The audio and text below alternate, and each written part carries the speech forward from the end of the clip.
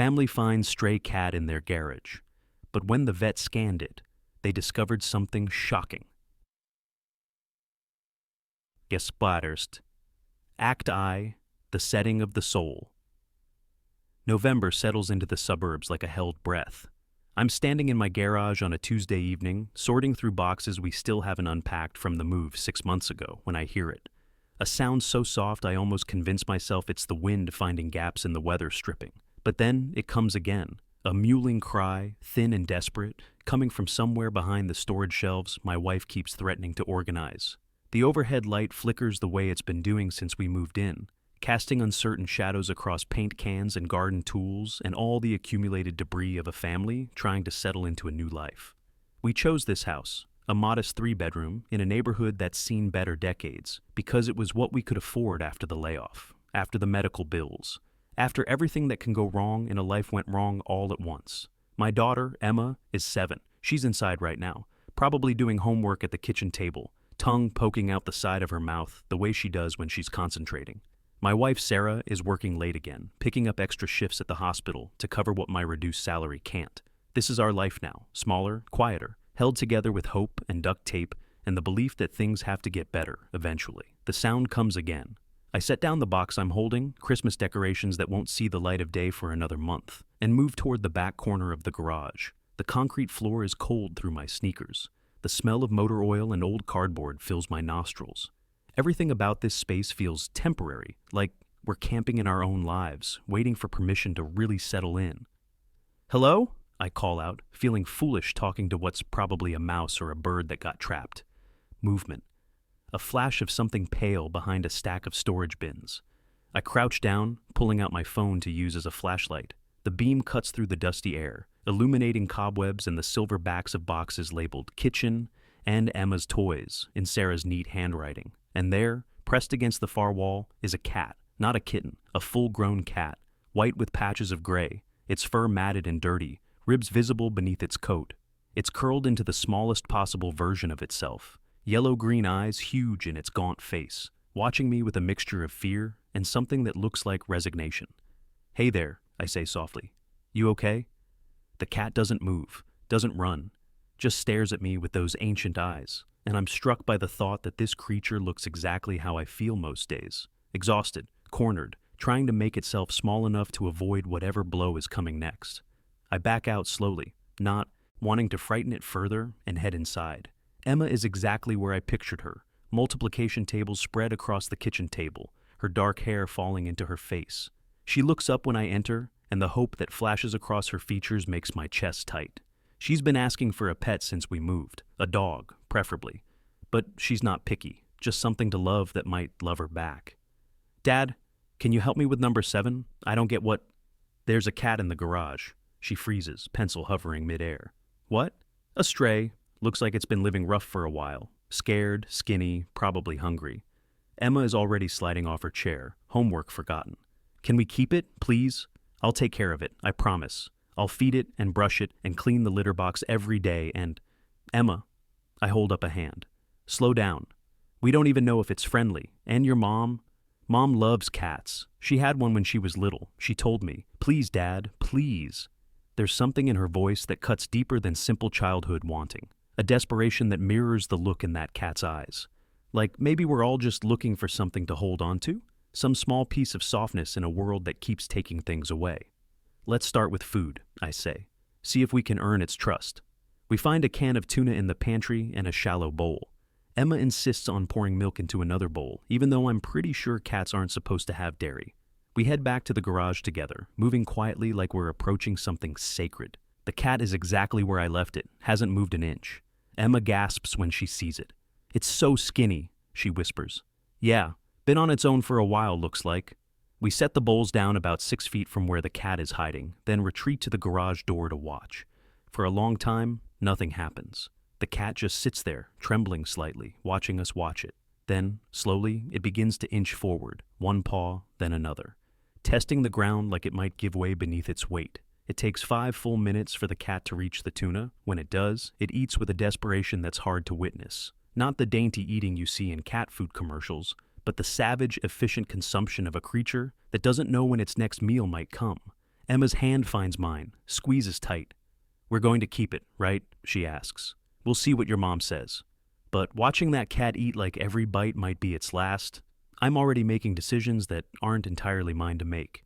Sarah gets home around 8:30, exhausted in that deep bone way that comes from a 12-hour shift on your feet. She drops her bag by the door, kicks off her shoes, and heads straight for the kitchen where Emma and I have been monitoring the garage situation from the window. "Why are you both staring at the garage?" she asks, pulling open the refrigerator. "There's a cat," Emma announces before I can ease into it. "A stray cat, and it's super hungry and so skinny.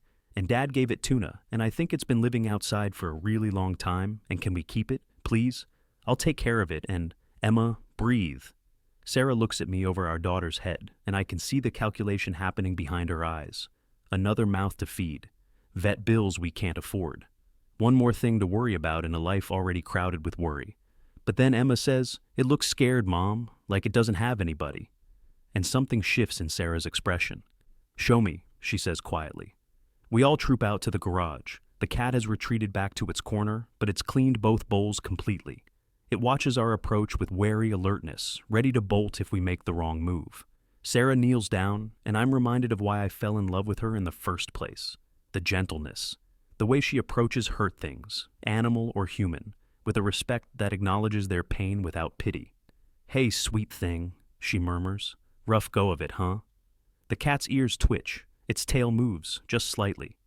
"It needs to see a vet," Sarah says, not taking her eyes off the animal. "Could be sick, could have parasites, could be someone's pet that got lost." "Can we keep it?" Emma asks again, hope making her voice small.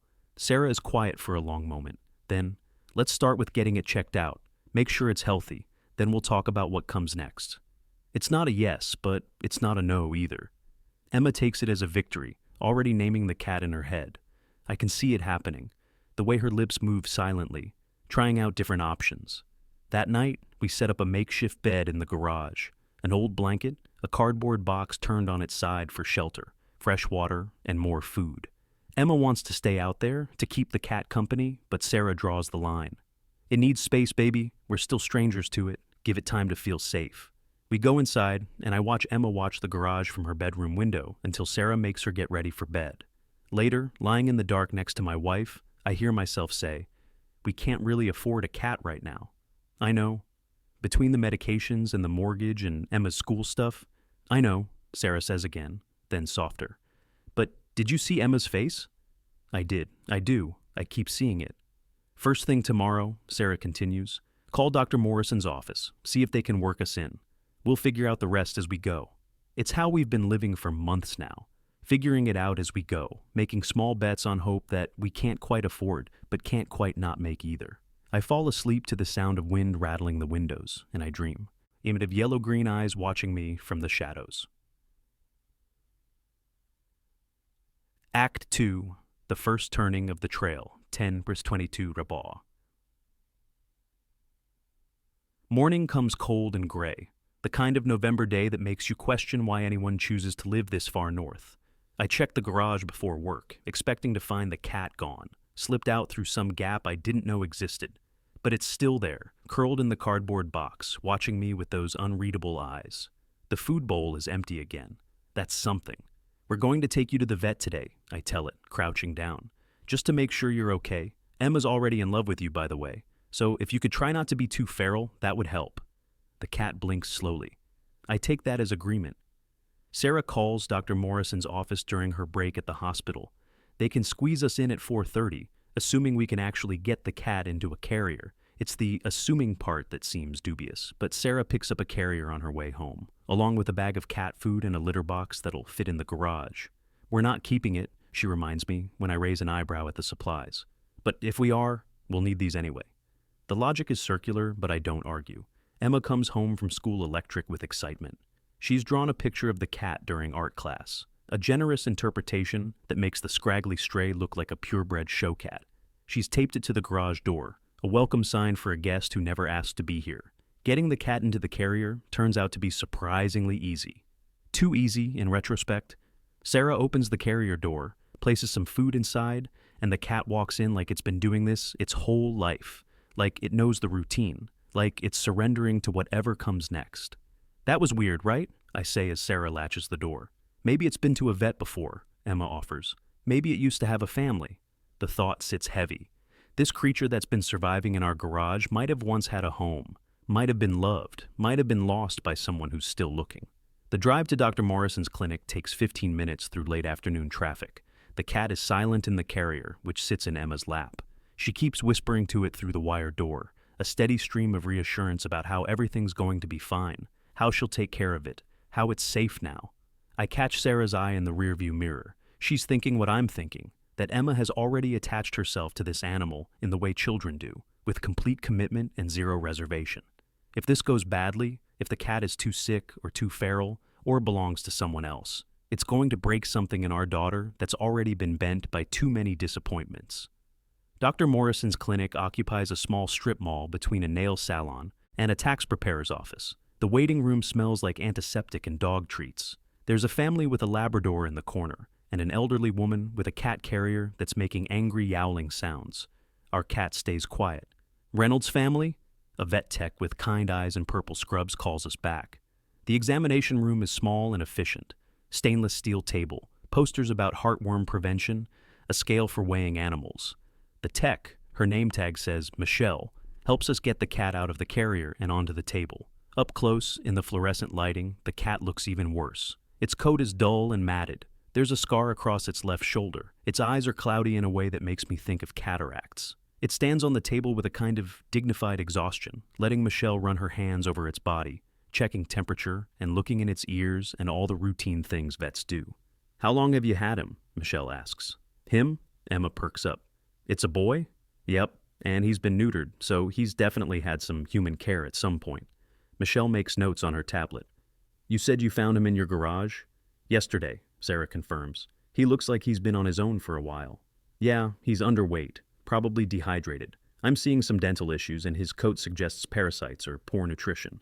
Dr. Morrison will want to run a full panel." She pauses, her hands still on the cat. "Has he been microchipped?" The word hangs in the air. I hadn't thought about that. About the possibility that this cat might have a digital signature embedded under its skin, a breadcrumb trail leading back to wherever it came from. "I don't know," I say. "Is that something you check?" "Standard procedure for strays. If he has a chip, we can find out if someone's looking for him, if he's registered in a database." Michelle looks at Emma, seems to understand what's at stake. "Would you like me to scan him?" Emma looks at her mom, then at me. Her eyes are wide with something that looks like fear. "If he has a family," she starts, then can't finish. "If he has a family, they've been missing him," Sarah says gently. "Wouldn't you want someone to help him get home?" Emma nods, but I can see the conflict playing out across her face. The desire to do the right thing warring with the desire to keep this small piece of hope she's found. "Let's see what we find," Michelle says, pulling a handheld scanner from a drawer. "This won't hurt him at all, just waves the scanner over his shoulder blades, and if there's a chip, it'll beep and give us a number." She demonstrates the motion in the air, then brings the scanner down to hover over the cat's back. The device moves slowly, methodically, across the cat's shoulders, down its spine. Nothing. She tries again, moving from a different angle. Still nothing. "No chip," she announces, and I feel Emma exhale beside me. But then Michelle frowns, runs the scanner one more time, slower, and this time it beeps. The sound is sharp and electronic, and it seems to change the air in the room. Emma's hand finds mine, squeezes hard. "There it is," Michelle murmurs, looking at the scanner's display. Her expression shifts to something I can't quite read. Confusion, maybe, or concern. "That's... huh? What?" Sarah leans forward. Michelle doesn't answer immediately. She scans again, like she's confirming something. The beep comes again, and she stares at the numbers on the screen with a furrowed brow. "I need to get Dr. Morrison," she says, and there's something in her voice that makes my pulse pick up. "Is something wrong?" I ask. "Just let me get the doctor. 1 second." She leaves, taking the scanner with her, and the three of us are left in the examination room with a cat that's sitting perfectly still, like it knows something we don't. "Dad?" Emma's voice is small. "What's happening?" "I don't know, sweetheart." Sarah has her arms crossed, that protective posture she gets when she's preparing for bad news. We've had enough of it in the past year that we both recognize the shape of it approaching. Dr. Morrison enters a minute later. He's been our vet since we moved here, a tall man in his 60s with gray hair and steady hands. He's holding the scanner, and his face is serious. Mr. and Mrs. Reynolds, Emma. He nods to each of us, then turns his attention to the cat. So, Michelle tells me you found this guy in your garage? Yesterday, I confirm. We've been feeding him, and we wanted to make sure he was healthy before we decided whether to keep him. And you said he just appeared? You'd never seen him before?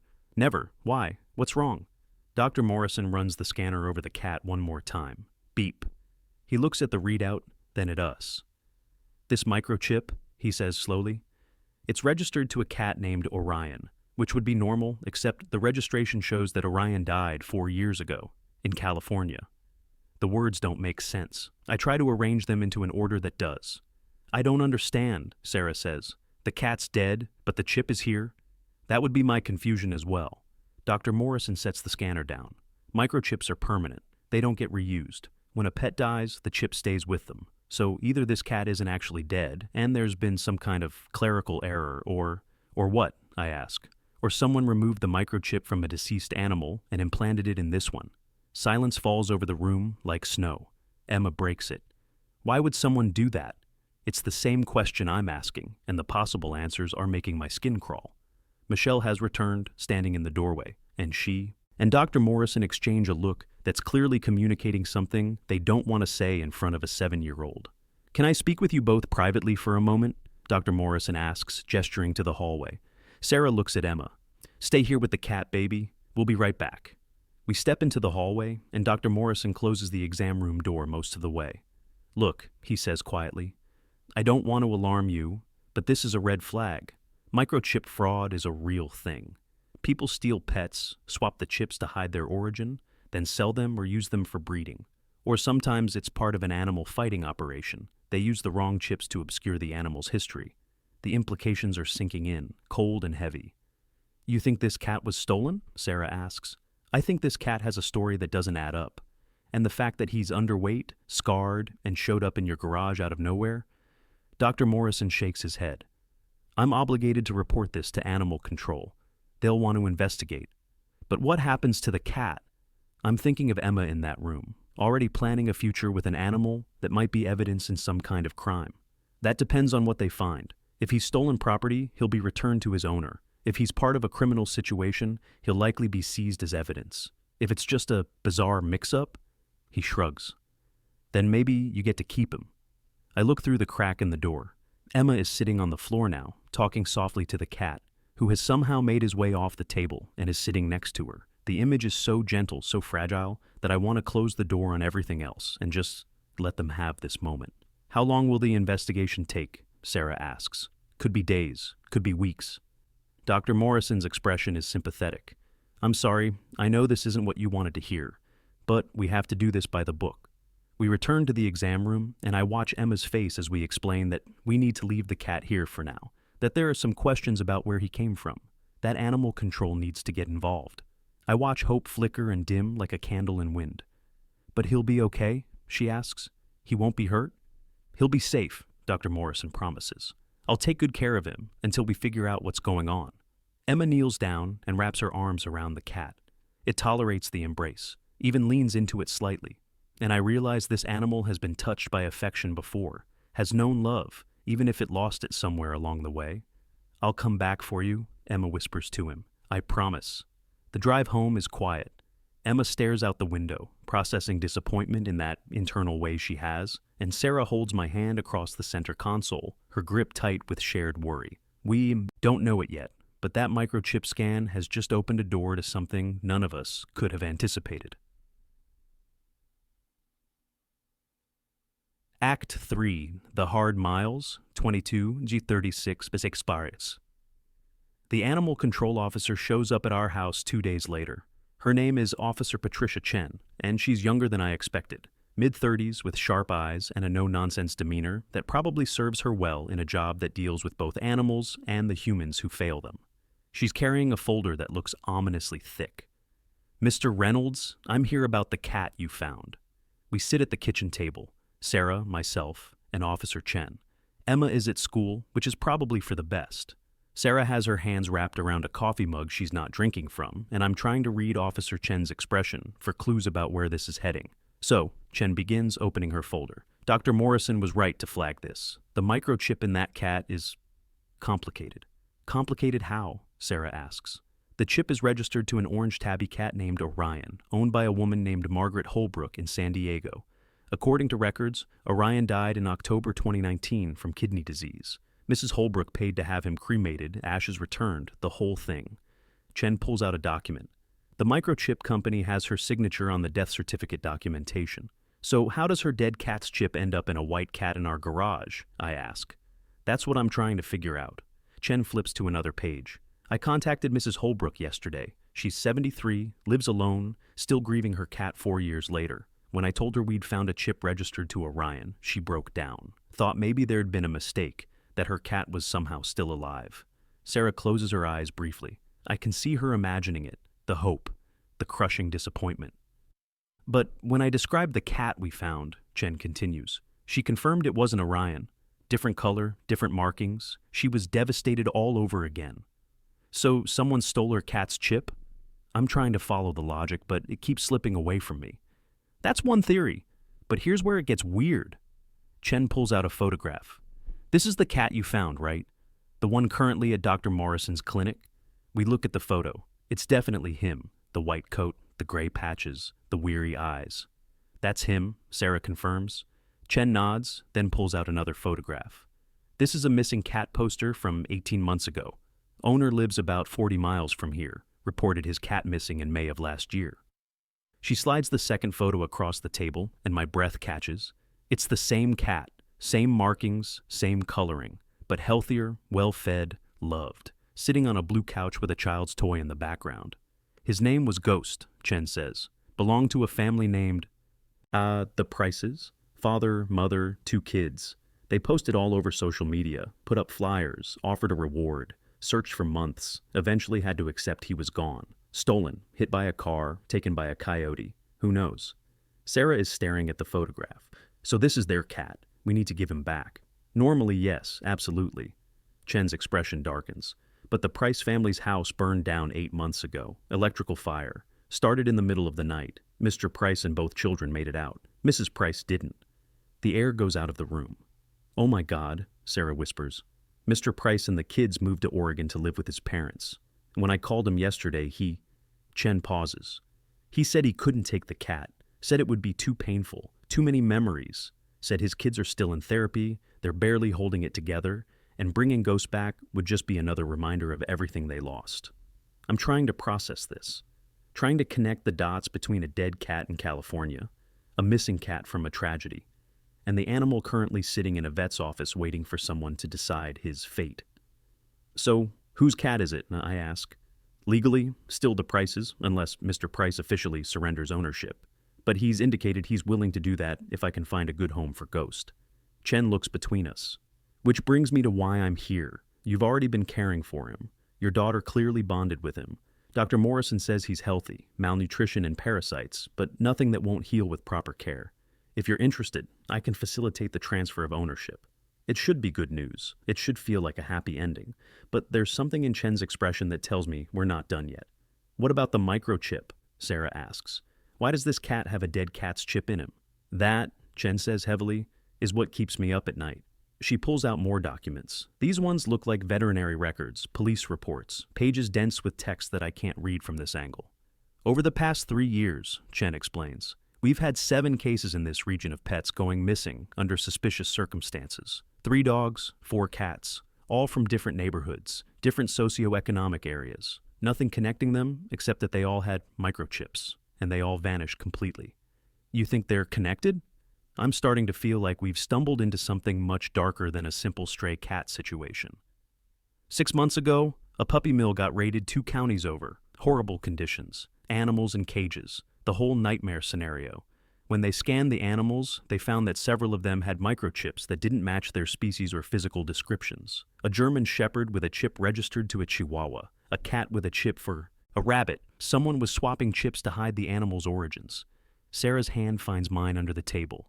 They arrested the guy running the mill, Chen continues, but he wouldn't talk, wouldn't name his suppliers or buyers. The operation was bigger than just him, and we think Ghost might have been part of it. The implications are sinking in, cold and sick. Someone stole him, I say slowly. Took him from his family. And then what? Used him for breeding? Sold him? Maybe, or maybe he escaped. The timeline works. He went missing 18 months ago. The puppy mill got raided 6 months ago. Could be he's been surviving on his own for the past half year, just trying to stay alive. Emma's words from the first night echo in my head. It looks scared, Mom, like it doesn't have anybody. The microchip from Orion, Chen says, it might have been a test, or a mistake, or part of a larger operation we haven't uncovered yet. Mrs. Holbrook says she had Orion cremated at a local pet crematorium. I've contacted them, but they're being uncooperative, claiming privacy concerns, record-keeping issues. Could be incompetence, could be something worse. So, what happens now? Sarah asks. Chen closes her folder. Now, if you're willing, you adopt Ghost. Give him the home he should have had all along. I'll coordinate with Mr. Price to transfer ownership, make sure everything's legal. And I'll keep investigating, the microchip angle, the possible connection to the puppy mill, all of it. But Ghost gets to be safe, gets to be loved, gets to stop surviving and start living. I look at Sarah, she looks at me. We're thinking the same thing, about Emma, about her face when she talks to that cat, about how our daughter has had enough loss and disappointment for one childhood. We need to cat-proof the house, Sarah says. Get proper supplies, figure out the litter box situation. Emma would need to understand the responsibility, I add. Feeding, cleaning, vet visits? Chen is smiling now. So that's a yes? That's a yes, we say together. That afternoon, I pick Emma up from school and tell her we need to make a stop. She's confused when I pull into Dr. Morrison's parking lot, then cautiously hopeful when we walk inside. Ghost is in a recovery kennel in the back, clean and brushed, wearing a small bandage where they've been treating an infected wound we didn't even know he had. When Emma approaches, his tail starts moving, slowly at first, then with more enthusiasm. We can keep him? Emma asks, not quite believing it. We can keep him, I confirm. His name is Ghost. He's had a hard life, Em. He's lost a lot. But he found us, and we're going to make sure he's safe from now on. Emma is crying and smiling at the same time, and when Dr. Morrison opens the kennel door, Ghost walks straight to her. Lets her hug him. Lets her cry. Into his fur. And I think about all the losses this animal has endured. A family, a home, a woman who died in a fire, months of survival on the streets, and how somehow, impossibly, he ended up in our garage. We take Ghost home in a proper carrier this time, with proper supplies, litter box, food, toys, a bed Emma picked out that's shaped like a cloud.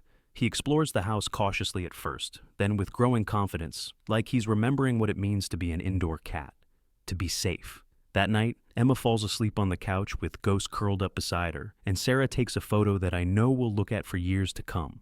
Evidence of the moment when something broken started to heal. But I'm also thinking about Officer Chen's investigation, about the 7 missing pets and the puppy mill and the microchip from a dead cat, about the darkness that Ghost escaped from and whether it's really over. Sarah sees the expression on my face. What are you thinking? I'm thinking that cat survived something we can't even fully understand, and I'm glad he's here. I'm glad he's safe. But I keep wondering about the other animals, the ones who didn't escape. She nods. We both know there are some questions that don't have good answers, some stories that don't end neatly, but we also know that you do what you can with what's in front of you. You save who you can save. Ghost opens one eye, looks at me across the room, then closes it again. Content. Home. For now, that has to be enough. Årsburst. Act 4. The Reckoning of Truth. 36 bor 50 Storesser. 3 weeks pass, and Ghost becomes part of our family in that seamless way animals do when they're meant to be somewhere. He sleeps in Emma's room, curled at the foot of her bed. He greets us at the door when we come home.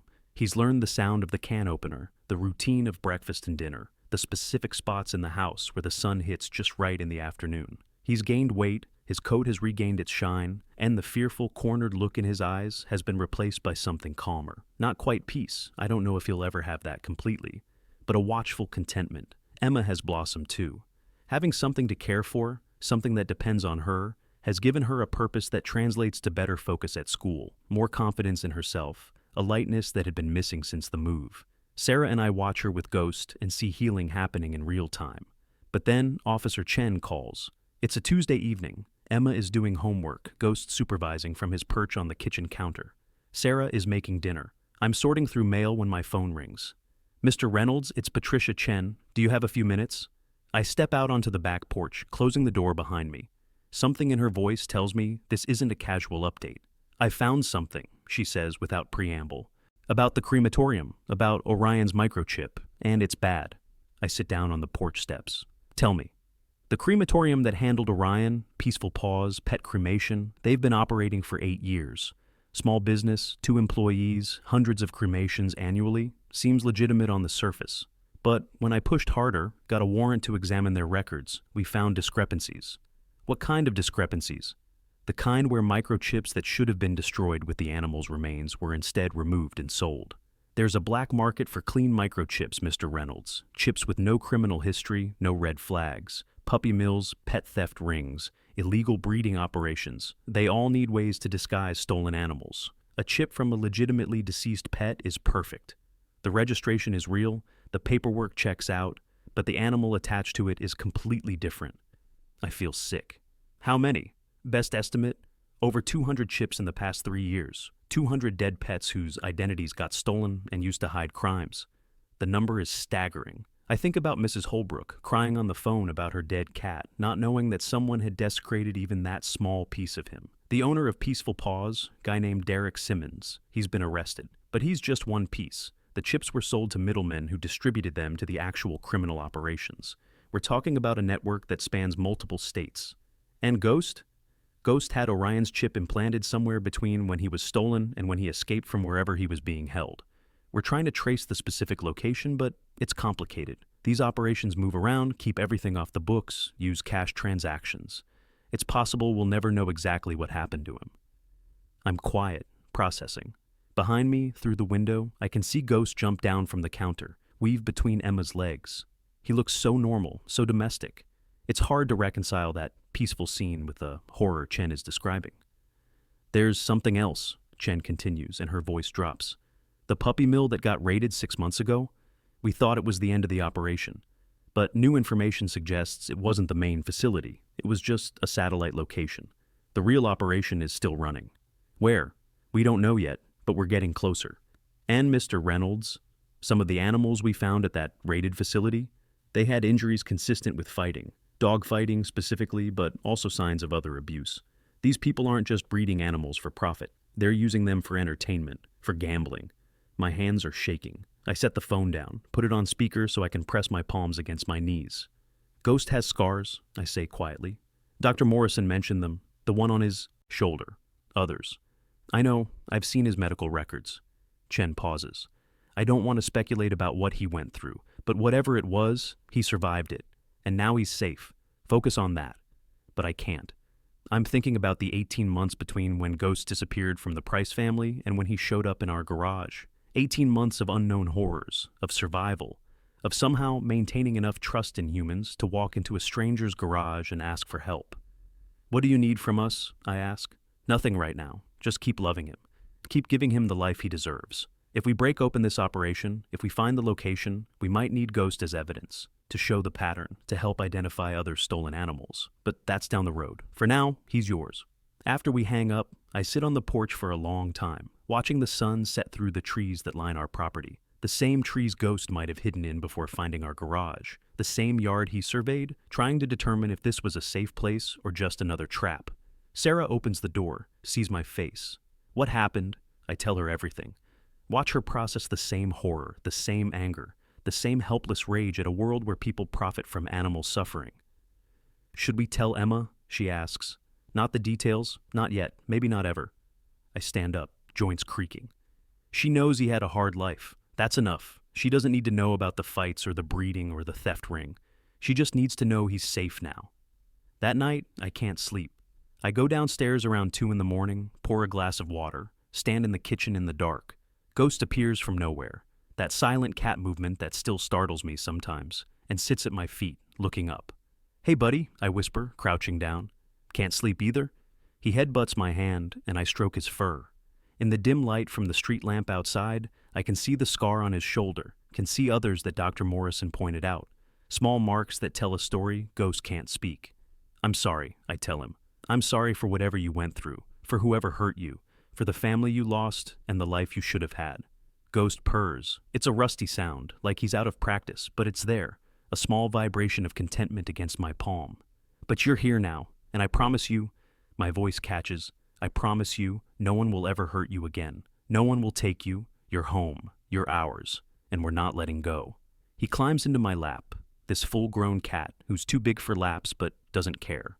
And we sit there on the kitchen floor, in the dark, two beings who've both survived things that changed them, both trying to figure out what healing looks like.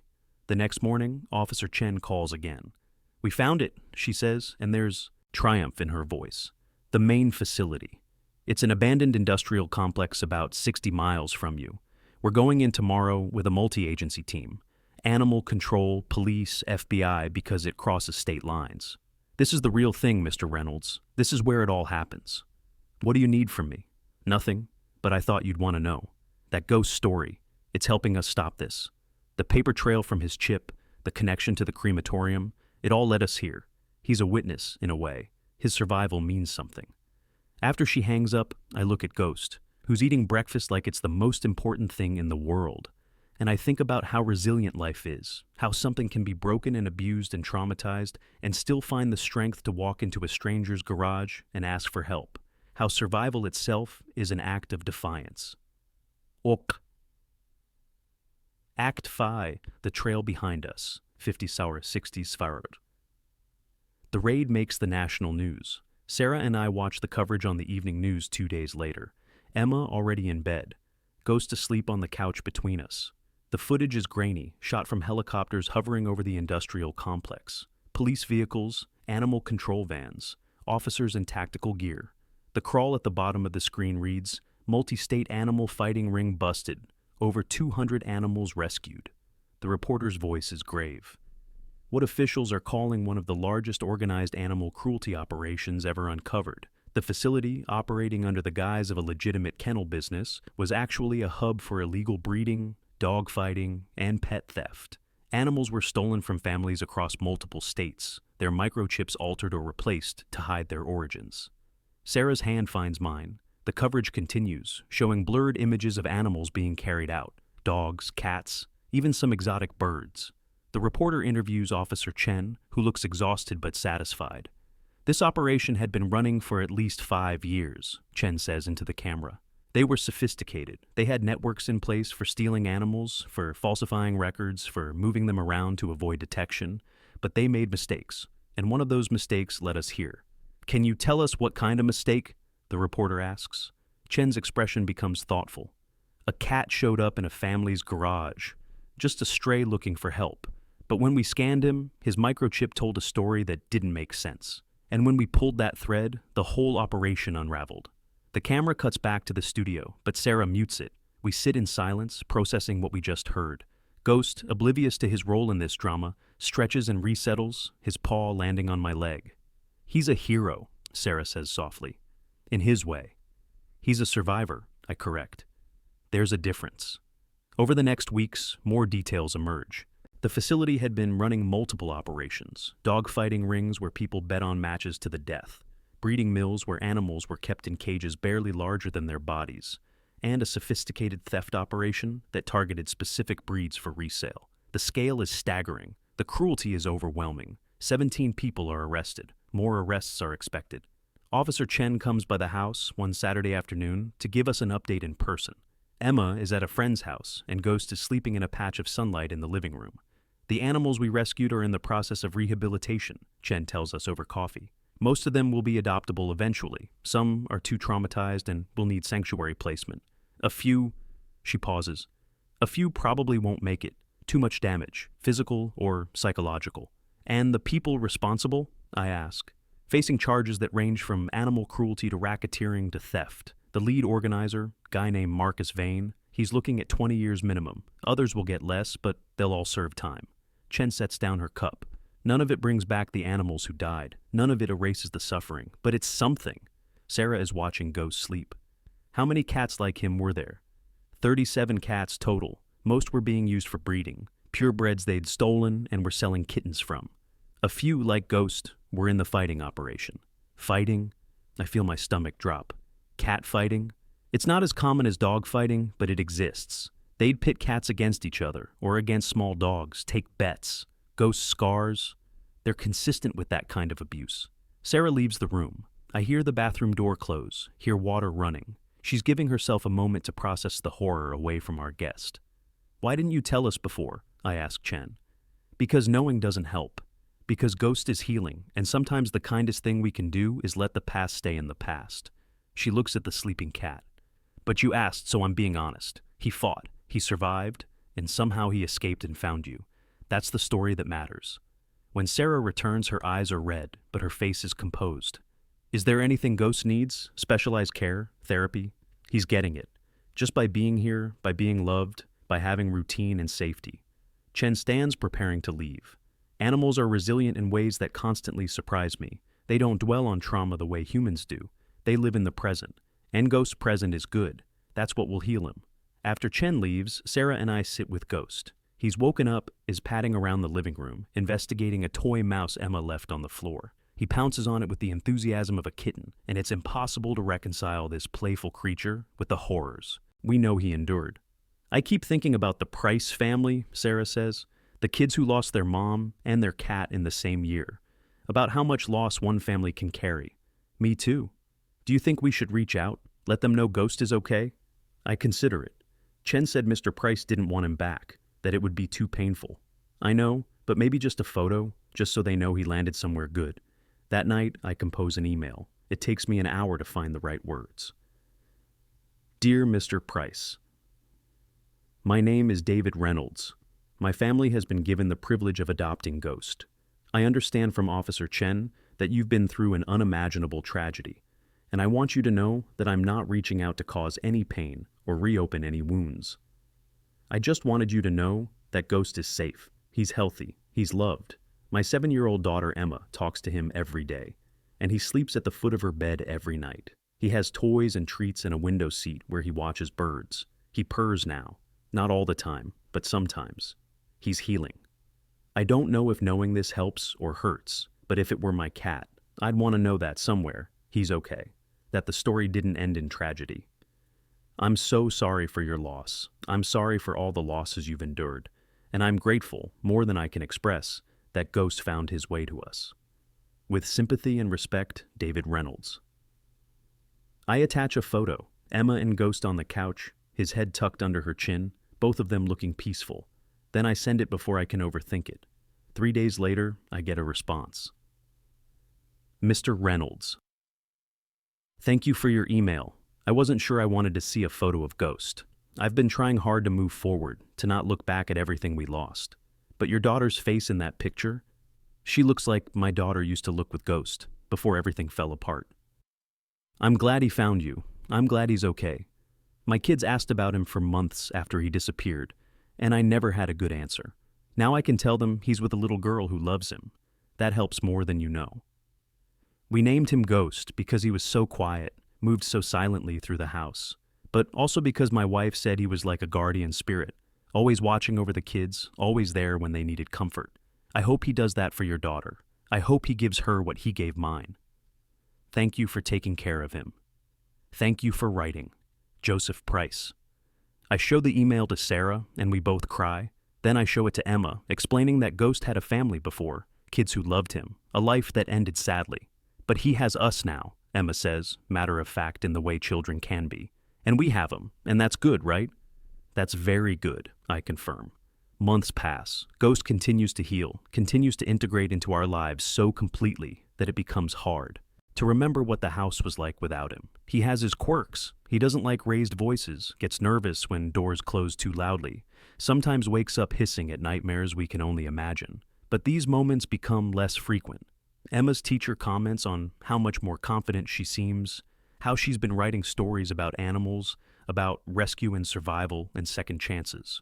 Sarah and I notice that our daughter seems lighter, more present, like having something to care for has given her an anchor she didn't know she needed. And I notice changes in myself too.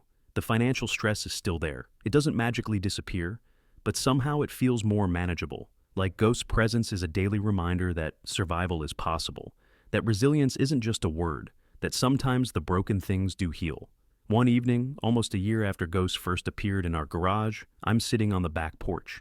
It's November again, that same chill in the air, that same quality of light. Ghost comes out through the cat door we installed, jumps up onto the railing, sits beside me, looking out at the yard. You know, I say to him, a year ago you walked into our lives, and we thought we were saving you, giving you a home, giving you safety. But I think maybe you saved us too. He turns his head, looks at me with those yellow-green eyes that have seen things I'll never fully understand. You showed us what resilience looks like, what it means to keep going when everything's gone wrong, what it means to trust again after trust has been broken. I reach out, scratch behind his ears. You've taught Emma about compassion. You've taught me about survival. You've taught all of us that sometimes the most important thing you can do is just show up, just keep breathing, just ask for help when you need it. Ghost purrs, that rusty engine sound that still surprises me with its intensity. Inside, I can hear Sarah and Emma laughing about something. The house is warm with the smell of dinner cooking. The neighborhood is settling into evening, kids being called in, garage doors closing, the ordinary rhythms of life continuing.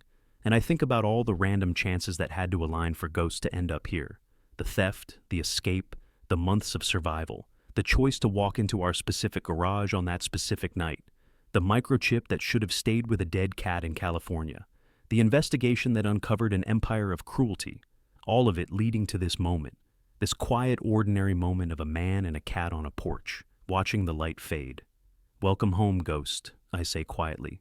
For real this time. Forever. He headbutts my hand, which I've learned is his way of saying thank you, or I love you, or maybe just, I'm here. And I realize that's all any of us are really looking for. Someone to be here with, someone to witness our survival, someone to remind us that after everything, after loss and trauma and the thousand small cruelties the world inflicts, there's still this. There's still warmth and safety and the sound of your family laughing in the next room. There's still a cat who chose you, who trusted you, who decided that your garage looked like a good place to finally stop running. There's still home. Inside, Emma calls out, "Dad, Ghost, dinner." Ghost jumps down from the railing, waits for me at the door. Together, we go inside, into the light and warmth, into the life we've built together. The life that started with a soft crying sound in a garage and became this. Family, safety, second chances, became home.